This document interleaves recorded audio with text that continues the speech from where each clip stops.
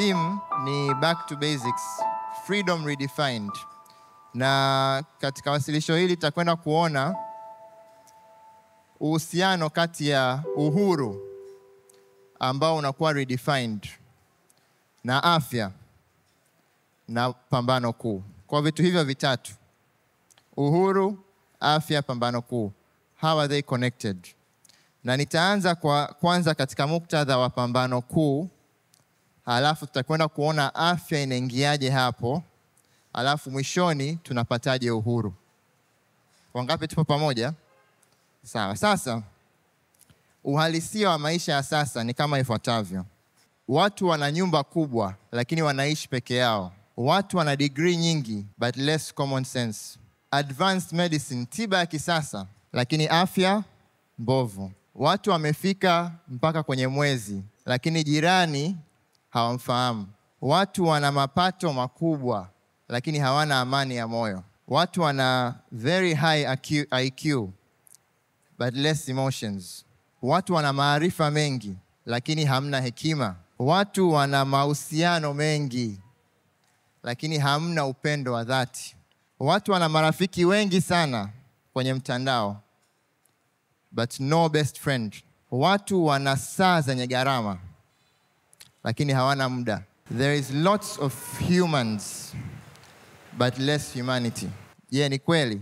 Huu ndio uhalisia wa maisha ya sasa. Sasa nitakwenda ku-expound zaidi katika point moja. Tuna tiba za kisasa, lakini kwa nini afya inakuwa mbovu zaidi? Magonjwa ambayo sasa hivi tunayasikia, miaka 50 iliyopita tulikuwa tuyasikii kabisa. Magonjwa ambayo watu walikuwa wanapata wakiwa na miaka 60, 70, sasa hivi mtu anapata akiwa na miaka 20. Sasa ninataka tuanze kufikiri, nitawapa highlights ya tutakachokwenda kukiangalia kwa ufupi, halafu tutaenda deeper zaidi.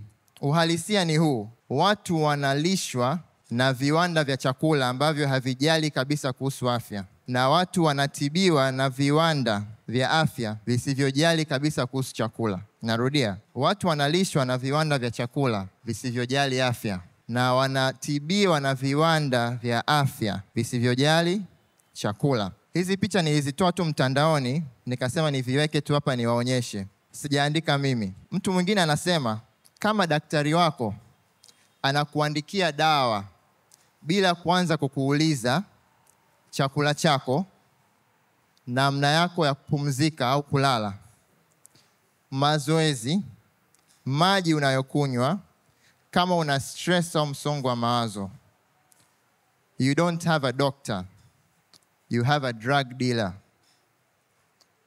Hauna daktari, una nani? Sitatafsiri.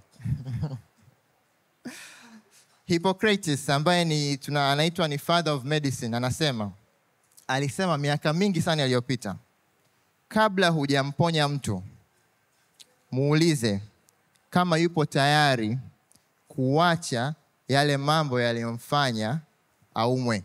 Thomas Edison, one of the very famous inventors wa kipindi kile, alisema daktari wa siku zijazo, the doctor of the future, hatatoa dawa nyingi, bali atawashirikisha wagonjwa wake katika kutunza miili yao, lishe, na katika chanzo na kinga ya magonjwa. Hawa sio Waadventista wa Sabato. Mark Finley anasema hatuwezi kutarajia uamsho wakati mioyo yetu inaelekea zaidi kwa wachekeshaji wa television kuliko kwa maombi.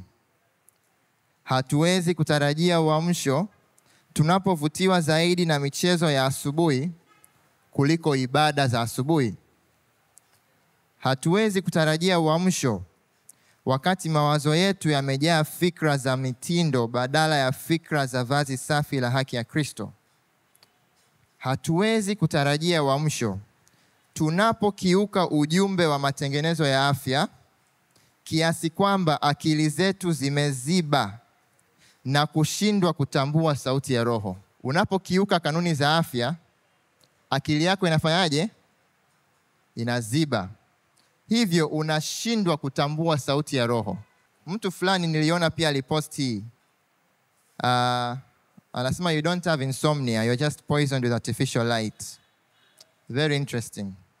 Lakini mwishoni anasema, kadri unavyoishi kwa ulinganifu zaidi na asili, ndivyo utakavyokuwa na afya bora zaidi. The closer you can live in alignment with nature, the healthier you will be. Kwa lile swali nilouliza mwanzoni, kwa nini tuna tiba za kisasa lakini afya zinazidi kuwa mbovu? We've misaligned with nature. Tumepishana na nini? Na asili. Kama nilivyosema, tunaanza na pambano kuu, alafu afya, alafu uhuru tunaupataje? Nianze kwa kuuliza swali, wangapi wanaamini tunaishi katika kipindi cha mwisho wa dunia hii? Kitabu cha Manuscript Releases, Mama White anaandika hivi: kwa watu wengi, utambuzi wa nyakati tunazoishi uko mbali kama mbingu ilivyo mbali na dunia. Inaonekana kana kwamba wajibu wao wa kujiandaa kukutana na Mwokozi anayekuja upesi umesahauliwa kabisa. Mungu anataka turejee akili zetu. God wants us to come back to our senses. Anataka tutende kama viumbe wenye mantiki. To think like rational beings. Tunaoishi mipakani mwa ulimwengu wa milele. Ukisoma kitabu cha Ufunuo 6, tufungue Biblia zetu Ufunuo 6 fungu la 17, fungu la 12 mpaka 17, inasema, nami nikaona alipoifungua muhuri ya 6, palikuwa na tetemeko kuu la nchi. Jua likawa jeusi kama gunia la singa, mwezi wote ukawa kama damu, na nyota zikaanguka juu ya nchi kama vile mtini upukitishavyo mapooza yake utikiswapo na upepo mwingi. Mbingu zikaondolewa kama ukurasa ulivyokunjwa, na kila mlima na kisiwa kikahamishwa kutoka mahali pake, na wafalme wa dunia na wakuu na majemadari na matajiri na wenye nguvu na kila mtumwa na muungwana wakajificha katika pango na chini ya miamba ya milima, wakiiambia milima na miamba, tuangukieni, tusitirini mbele za uso wake yeye aketie juu ya kiti cha enzi na hasira ya mwanakondoo. Fungu la 17, kwa maana siku iliyo kuu ya hasira yao imekuja, naye ni nani awezaye kusimama? Hapa tunaonyesha kuna kundi moja la watu ambao Yesu anapokuja wanakimbia na wanatamani hata milima iwaangukie. Na swali linaulizwa, who shall be able to stand? Ni nani atasimama? Ukienda kitabu cha Isaya 25 fungu la 9. Isaya 25 fungu la 9 inasema, katika siku hiyo watasema, tazama, huyu ndiye Mungu wetu, ndiye tuliyemngoja atusaidie. Huyu ndiye Bwana tuliyemngoja, na tushangilie na kuufurahia wokovu wake. Hapa tuna kundi la pili ambao Yesu anaporudi wao hawakimbii. Wanasemaje? Huyu ndiye Bwana tuliyefanya nini? Tuliyemngojea. Pambano kuu ni two sides. Sawa? Aidha utakimbia au utasema huyu ndiye Bwana tuliyefanya nini? Tuliyemngojea. Na ndio maana ukisoma Ufunuo 14:12 inasemaje? Hapa ndipo penye subira ya watakatifu. Here is the patience of the saints. Wangapi tupo pamoja? We are building the context. Kwa twende pamoja. Mathayo 24.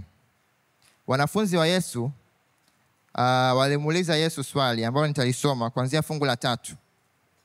Mathayo 24 fungu la 3. Hata alipokuwa ameketi katika mlima wa Mizeituni, wanafunzi wake wakamwendea kwa faragha wakisema, tuambie, mambo hayo yatakuwa lini?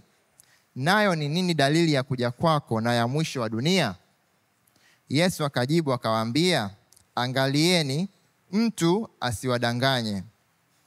Sasa fikiri, Yesu anauliza swali, tuambie dalili za kuja kwako au siku za mwisho. Kitu cha kwanza ambacho Yesu anasema ni nini? Msidanganywe. Why? Fungu la 5.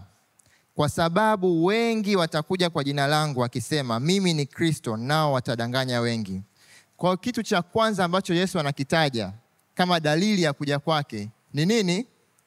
watu kujifanya kuwa nani? Kristo.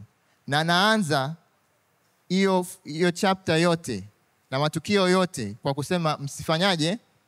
Msidanganywe.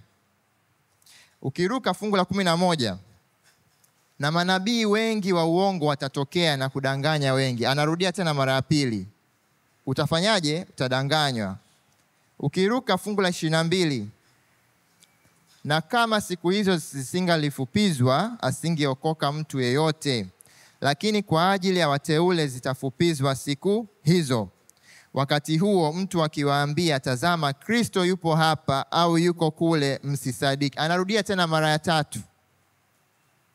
Kwa maana watatokea makristo wa uongo na manabii wa uongo, nao watatoa ishara kubwa na maajabu, underline, wapate kuwapoteza kama yamkini hata walio wateule. Tazama nimekwisha kuwaonya mbele. Basi wakiwaambia, anarudia tena, yuko jangwani, msitoke. Yumo nyumbani, msisadiki. Kwa maana kama vile umeme utokavyo mashariki ukaonekana hata magharibi, hivyo ndivyo kutakavyokuwa kuja kwake Mwana wa Adamu. Kwa mara 4 Yesu anapoelezea dalili za kuja kwake, anarudia, msidanganywe, watu watakuja wakijifanya nani? Kristo. Wakifanya miujiza na ishara. Msidanganye, msikubali, msisadiki. 4 times. Why? Aliona kitakachotokea. Na ndicho ambacho tutakwenda kukiona pia leo. Ukisoma Wathesalonike wa pili, hapa kote we are building the context ili muweze kuelewa tutakachokwenda kukiona baadaye. Thesalonike wa pili, sura ya 2, kuanzia fungu la 1. Paulo anaandika, basi ndugu, tunakusihini kwa habari ya kuja kwake Bwana yetu Yesu Kristo na kukusanyika kwetu mbele zake, kwamba msifadhaishwe upesi hata kuiacha nia yenu, wala msisitushwe kwa roho, wala kwa neno, wala kwa waraka unaodhaniwa kuwa ni wetu, kana kwamba siku ya Bwana imekwisha kuwapo. Fungu la 3 anasema, mtu awaye yote asiwadanganye kwa njia yoyote, maana haiji usipokuja kwanza ule ukengeufu, akafunuliwa yule mtu wa kuasi, mwana wa uharibifu. Ukiruka tena fungu la 7 anasema, maana ile siri ya kuasi hivi sasa inatenda kazi, lakini yuko azuiaye sasa hata atakapoondolewa. Hapo ndipo atakapofunuliwa yule asi, ambaye Bwana Yesu atamuua kwa pumzi ya kinywa chake na kumwangamiza kwa ufunuo wa kuwapo kwake, yule ambaye kuja kwake ni kwa mfano wa kutenda kwake Shetani, kwa uwezo wote na ishara na ajabu za uongo, na katika madanganyo yote ya udhalimu kwa hawa wanaopotea, kwa sababu hawakukubali kuipenda ile kweli. They received not the love of the truth, wapate kuokolewa. Kwa hiyo Mungu aweletea nguvu ya upotevu wa uamini uongo. Kwa hiyo Paulo anaandika hapa, huko mbele, katika kipindi chake anasema, huko mbele kutatokea udanganyifu mkubwa, ishara na miujiza itafanyika na huyu asi. Nyuma yake ni nani? Ni Shetani. Na anasema with all power, yani na nguvu zote. Ikimaanisha mpaka muda ule Shetani alikuwa bado hafanyi kazi kwa nguvu zote. Na anasema wale ambao hawatapokea hawatakubali kuipenda ile kweli, Mungu atawaletea nguvu ya nini? Ya upotovu. Kwa hiyo haitatosha kujua ukweli, ni lazima ufanyaje? Upende ukweli. Kama hautaupenda ukweli, you will be deceived, whether unajua au haujui. Tupo pamoja? We are still building the context.